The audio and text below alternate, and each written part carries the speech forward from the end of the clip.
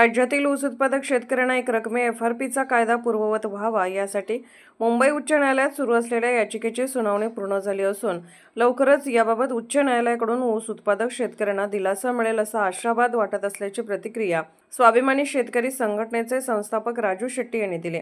राज्य सरकारचे महाभियोक्ता व राज्य साखर संघाचे वकील अंतरकर यांनी उच्च न्यायालयात शेतकऱ्यांच्या विरोधात 2 आठवडे आपले उलटसुलट अज्ञान पाजळताना त्यांना जराही लाज वाटली नसल्याची खरमरीत टीका सुद्धा राजू शेट्टी यांनी माहिती दिली आहे।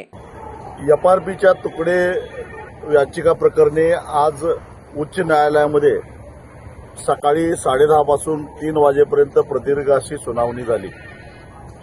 यामध्ये राज्याचे महाअभियोक्ता श्री सराफ, त्याचबरोबर राज्य साखर संघाचे वकील अंतरकर, त्याचबरोबर सतीश बोरुलकर, श्री शेख आणि स्वाभिमानी शेतकरी संघटनेचे वकील ॲडव्होकेट योगेश पांडे यांचं सगळ्यांचंच आर्ग्युमेंट झालं।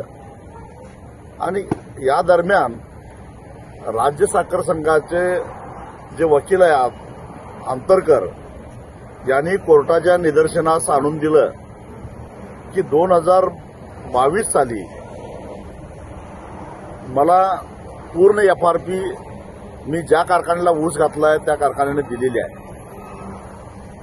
त्यावेळी माझ्या वतीनं योगेश पांडे यांनी कोर्टाच्या निदर्शनास आणून दिलं की हा माणूस इथपर्यंत पोहोचला, त्यालाही 3 वर्षे लागली, जो माणूस 10 वर्षे संसदेमध्ये खासदार होता। मग सामान्य माणसाला न्याय कसा मिळणार? राज्य साखर संघाच्या वकिलांना राजू शेट्टींना पूर्ण एफआरपी मिळालेली दिसते, पण आज ह्या क्षणाला राज्यातल्या ऊस उत्पादक शेतकऱ्यांना 3,500 कोटी रुपयाची एफआरपी मिळालेली नाही आहे, थकीत आहे। याचं काय? याच्याबद्दल कोण बोलणार? आणि आजच सकाळी ज्या मुख्यमंत्र्यांनी एक रकमी एफआरपी पूर्ववत करू आणि तुकड्या तुकड्यानं एफआरपी देण्याचा जो शासन निर्णय होता तो मागे घेऊ असा निर्णय घेतलेला होता, ते बैठकीत ठरलेलं होतं। त्या तत्कालीन मुख्यमंत्री आत्ताचे उपमुख्यमंत्री एकनाथ शिंदे यांनी सकाळी एक मुलाखत देऊन मी आजही शेतकऱ्यांना एक रकमी एफआरपी मिळाली पाहिजे या मुद्द्यावर ठाम आहे अशा प्रकारची भूमिका घेतली। असं असताना राज्याचे उपमुख्यमंत्री एका बाजूला म्हणतात की ऊस उत्पादक शेतकऱ्यांना एक रकमी एफआरपी मिळाली पाहिजे, विनाकपात मिळाली पाहिजे, आणि राज्याचे महाअभियोक्ता ज्यांचा पगार करदात्यांच्या पैशातून भरला जातो ते म्हणतात, ते कारखानदारांची तरफदारी करतात आणि तुकड्या तुकड्यानं एफआरपी देणं कसं व्यवहार्य आहे हे पटवून सांगण्यासाठी गेले 2 आठवडे सातत्यानं न चुकता कोर्टामध्ये हजर राहतात।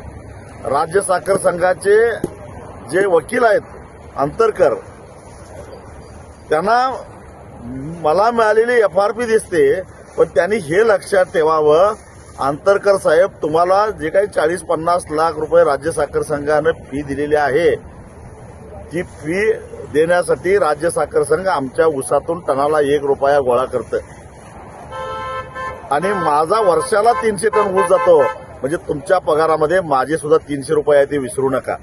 तुम्ही कुणाची तरफदारी करताय? चमचेगिरी करायची असेल तर शेतकऱ्यांची बाजू घ्या, कारखानदारांची चमचेगिरी करू नका, असं कोर्टाच्या बाहेर आल्यावर त्या वकिलांना मी ठणकावून सांगितलं।